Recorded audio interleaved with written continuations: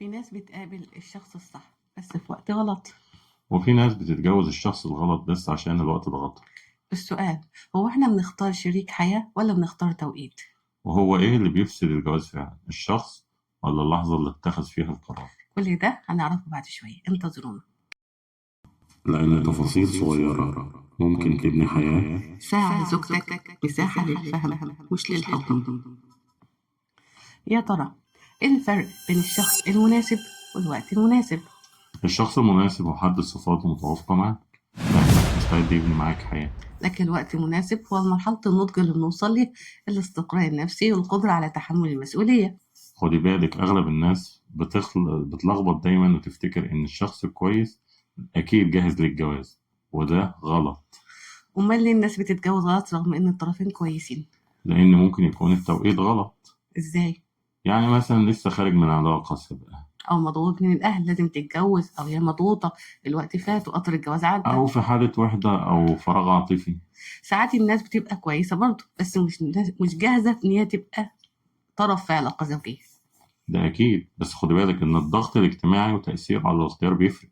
جملة علشان ما يفوتش القطر دي من أكبر الأسباب للجواز الغلط أو التسرع. وفي كمان جملة جوزوه يمكن ربنا يصلح حاله. أو يهدى أو يستقر بالظبط أو كده. يبقى عنده بيت أو المسؤولية هتخليه يلتزم أكتر. للأسف، بس الضغط ده بيعمل اختيار اضطراري مش اختيار واعي. أو إحنا دلوقتي عندنا كلمة برضه فرص الجواز بتقل مع الكبر في السن سواء للبنت أو الولد وخاصة للست. مع إن الجواز ملوش وقت، والله أنا مش شايف إن الجواز له وقت مناسب. الجواز هو الوقت المناسب بتاعه، الوقت اللي ربنا مقدره ليه. ونعم بالله، وإن اتنين يكونوا قادرين يتحملوا مسؤولية يا إسماعيل. ده أكيد. لأن الضغط كمان بيخلي الإنسان اختيار اضطراري مش اختيار واعي. مش بيختار الشخص المناسب ليه، هو بيختار عشان الناس ترضى، خلاص وأنا اتجوزت وارتحت. يعني بيدخل علاقة مبنية على خوف بقى من إن بكرة هتبقى لوحدك، بكرة هتكبر وما تلاقيش حد يسأل عليك، بكرة إخواتك هيتجوزوا ويسيبوكي. فبتبقى اه الحكاية مش رغبة، هي خوف وهروب.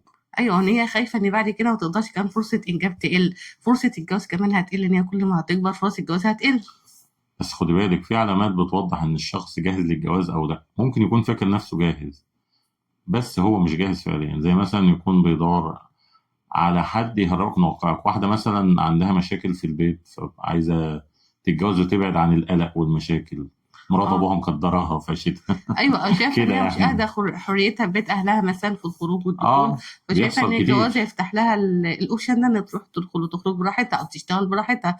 فشايفه ان الجواز بالنسبه لها هو البوابه للحياه، مش بدايه حياه تبنيها. هو حل مشكلة مش أكتر، فبسرعة أي حد هيقابلها تتعلق بيه سواء بقى راجل أو ست.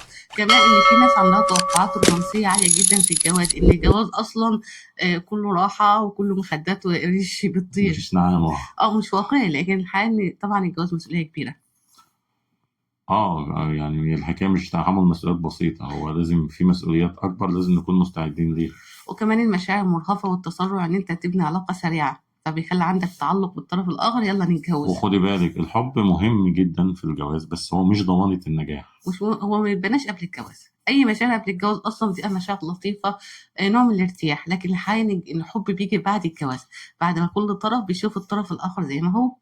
لأن الحب بيخلي الصورة وردي بزيادة. بيجمل الطرف الاخر. مرايه الحب بيغطي عاميه. العيوب مرايه للأسف. الحب عاميه زي ما بيقولوا كده. لكن اول ما بيتجوزوا بيتكشف العيوب وكل شيء. بتظهر العيوب وبيكون صعب التعامل معاها لأن اه خد وقت طويل أوي من غيرها. الحب حقيقي محتاجينه في حياتنا، لكنه مش كفايه، هو مجرد استعداد او اشاره ان العلاقه دي ممكن تكون علاقه صح، لكن هو مش اللي بيكمل. كمان في الجواز اللي بيحصل هروب من مشكلة، زي ناس بتتجوز هروب من بيت صعب، وحدة، ضغط نفسي، علاقة مؤذية، مشاكل مالية. الجواز هنا مش بناء، الجواز ده عبارة عن هروب، لأن الهروب دايما بيخلينا نوصل لنهاية الخسارة، ما بنكملش. الجواز أنا ببتدي مودة ورحمة، علاقة تكمل، بأسس بيت.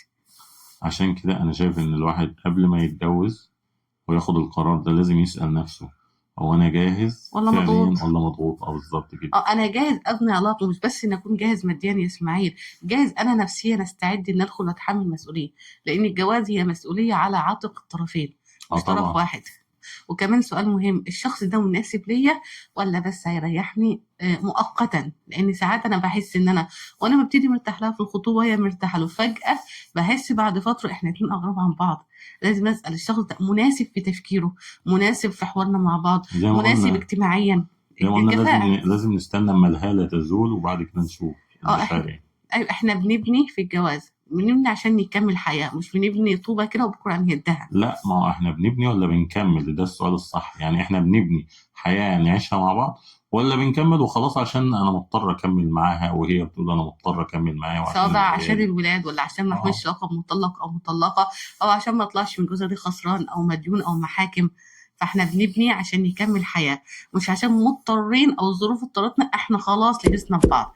كمان نخلي بالنا ان الظروف اللي بتخلينا نتجوز مؤقتا، سواء هروب من مسؤوليه او وحده او مشاكل، مع الوقت الضغط ده هيختفي. يا ترى بقى ساعتها تعرف تكمل مع الشخص اللي انت اخترته وانت اه، تحت ضغط؟ بالظبط كده. يعني هسأل نفسي لو الضغط ده اختفى حالا، انا هختار الشخص ده بقى ولا لا؟ فعلا. طيب كمان، هل الشخص ده قادر على تحمل مسؤوليات الجواز؟ وهل انا كمان قادر على تحملها ولا لا؟ الطرفين لازم يسألوا نفسهم. فزي ما بندور دايما في الجواز عن الشخص المناسب، لازم دايما نراعي ان في حاجه اسمها التوقيت المناسب. هل التوقيت اللي انا هتجوز فيه ده مناسب، ولا كمان انا تحت ضغط بسبب التوقيت؟ ايه الخلاصه؟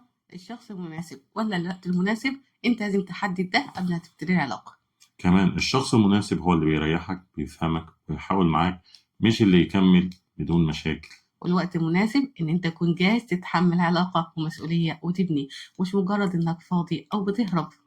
ممكن تقابل الشخص الصح في الوقت الغلط، وساعتها العلاقه بتنهار بسبب التوقيت مش بسبب الشخص. وممكن يكون عندك وقت جميل جاهز. بس بتختار الشخص الغلط فتلاقي كل حاجة بتبوظ مهما حاولت. العلاقة الناجحة محتاجة شخص مناسب وقت مناسب. واستعداد من الطرفين يكملوا الطريق. وفي النهاية مش المهم مين ولا امتى، المهم ان انتوا تكونوا جاهزين تبنوا نفس العلاقة في نفس التوقيت، وافتكروا انها مودة ورحمة. ما تنسوش لو عجبتكم الحلقة اعجاب وشاركوها علشان يمكن تلمس حاجة بيت